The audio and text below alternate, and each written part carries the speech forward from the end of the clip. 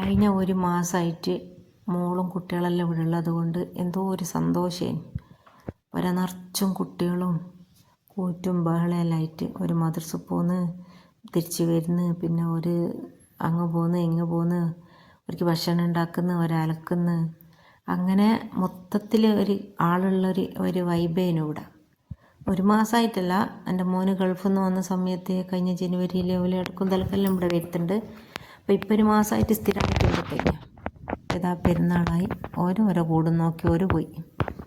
പിന്നുള്ളത് ഞാനും എൻ്റെ മോന് രാവിലെ 10-11 മണിക്ക് ഷോപ്പിൽ പോയാൽ പിറ്റേന്ന് രാവിലെ 4 മണി 5 മണിയെല്ലാം തിരിച്ച് വരുവേന്. അതുവരെ ഞാൻ ഒറ്റക്ക. അങ്ങനെ ഞാൻ ആരുമില്ല, സേമിയ പായസം എല്ലാം ഉണ്ടാക്കി കുടിക്കുവാനും ആരുമില്ല, വരുവാനും ആരുമില്ല.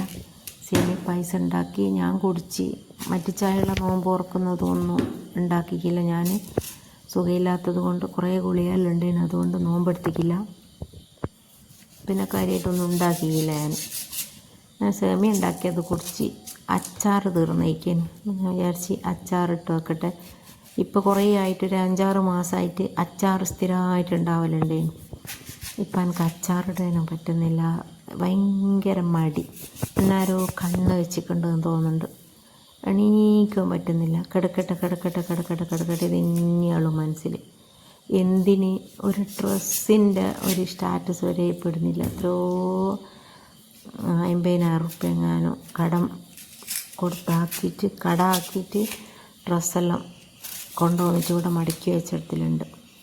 ഇപ്പോൾ ഒരു 3-5 മാസമായി ഒന്നും നോക്കലില്ല, സ്റ്റാറ്റസ് വെക്കലില്ല, ഒരു വീഡിയോ ഇടലില്ല, എന്നെക്കൊണ്ടൊന്നിനും പറ്റുന്നില്ല. ഇപ്പം അച്ചാറും തുടങ്ങിയ സമയത്ത് ഭയങ്കര ആവേശം ഉണ്ടേനു, എല്ലാവരും എത്തിക്കലുണ്ടേനു, അങ്ങനെ തന്നെ കസ്റ്റമറുണ്ടേനു. ഇപ്പം അതിനൊന്നും പറ്റുന്നില്ല. എന്തൊക്കെയോ കൊണ്ട് എനിക്ക് സംഭവിച്ചിരിക്കണേലും ഒന്ന് റെഡിയായി വരണം. അപ്പോൾ രാത്രിക്ക് മാങ്ങ വാട്ടി അവിടെ വെച്ച് അച്ചാറെല്ലാം രാവിലെ ഇടാമെന്ന് വിചാരിച്ച്. പിന്നെ കുറേയെല്ലാം ഒരുക്കി വെക്കണമെന്ന് വിചാരിക്കും. രാവിലെ എല്ലാം കൂടെ ഒന്നിച്ചാവില്ലാന്ന്. പിന്നെ എന്താക്കി, കയ്യെല്ലാം കുറച്ച് കിടന്നിട്ട് എണീക്കാനൊന്നും പറ്റുന്നില്ല. കുളിയേൻ്റെ ക്ഷീണം കൊണ്ടോ എന്താ അറിയില്ല. പിന്നെ അങ്ങനെ തന്നെ കിടന്നങ്ങ് ഉറങ്ങിപ്പോയിക്ക്.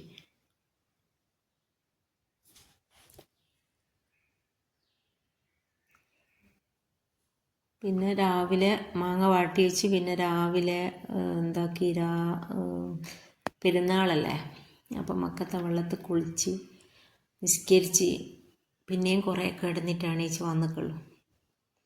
ഒരു 7:45 അങ്ങനെ അരി അടുക്കളയിൽ നമുക്ക് വന്നിക്കുള്ളൂ. പിന്നെ ഇതാ റൊട്ടി വാട്ടി സേമിയ പായസം ഉണ്ടായിരുന്നു. അപ്പോൾ അതും വെച്ച് ഞാനും മോനും കൂടെ ചായ കുടിച്ച്. പള്ളിയിൽ നിസ്കരിക്കുമ്പോൾ 8 മണിക്ക് അവിടെ നിസ്കാരം. ഞാൻ വേഗം ചിക്കൻ മസാല വരക്കുമോ,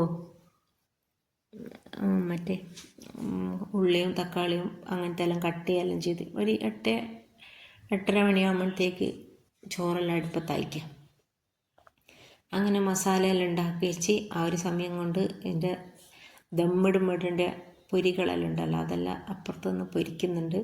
ഇപ്പം എനിക്ക് കുറച്ചും കൂടി എളുപ്പമായിട്ടുണ്ട്. കാരണം ഗ്യാസ് അടുപ്പും തമ്മിൽ വലിയൊരു വ്യത്യാസമൊന്നുമില്ല.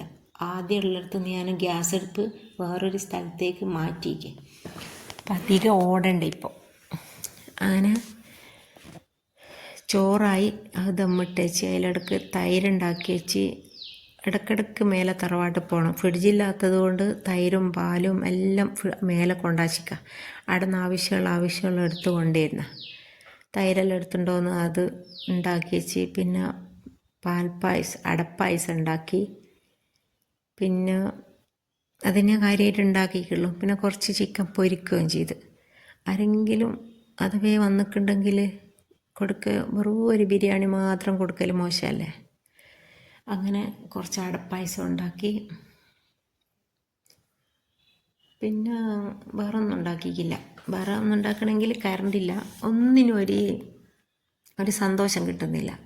പെരുന്നാൾ എന്നെല്ലാം പറയുമ്പോൾ എന്തൊരു സന്തോഷം ഉണ്ടാവില്ല. പണ്ടെല്ലാം ഇല്ലായ്മേനുള്ളൂ, വല്ലായ്മയില്ലേനു. ഇന്ന് പൈസ ഉണ്ട്, സാധനങ്ങളെല്ലാം ഉണ്ട്, പക്ഷെങ്കിൽ എന്തോ ഒരു തളർച്ച, മനസ്സിനൊന്നിനൊരു ഉന്മേഷം കിട്ടുന്നില്ല. ഞാൻ ചെറിയ പെരുന്നാൾക്കൊരു പുതിയ ഡ്രസ്സ് ഇട്ടിക്കില്ല. ഇപ്പോൾ ഇതാ വലിയ പെരുന്നാൾക്കൊരു ഡ്രസ്സ് ഇട്ടിക്കില്ല. എന്തിനെന്നുള്ള ഒരു തോന്നൽ, എന്തിന്, ആർക്ക് വേണ്ടിയിട്ട്. ശരീരം ആകെ ടയർഡാണ്, മനസ്സ് അതിനേക്കാട്ടിലും ടയർഡാണ്. മനസ്സും ശരീരവും ഒന്നും റെഡി അല്ലെങ്കിൽ പിന്നെ നമുക്ക് എന്താ. ഇപ്പോൾ ഇതാ ഈ വോയിസ് കൊടുക്കുമ്പം തന്നെ കണ്ണടഞ്ഞു പോകുന്നുണ്ട്. ഇങ്ങനെ ഗുളിക കുടിച്ചിട്ട് ഇങ്ങനെ കണ്ണടഞ്ഞു പോവുക. ഇപ്പോൾ ഇത് തന്നെയാണ് മെയിനായിട്ടുള്ളത്.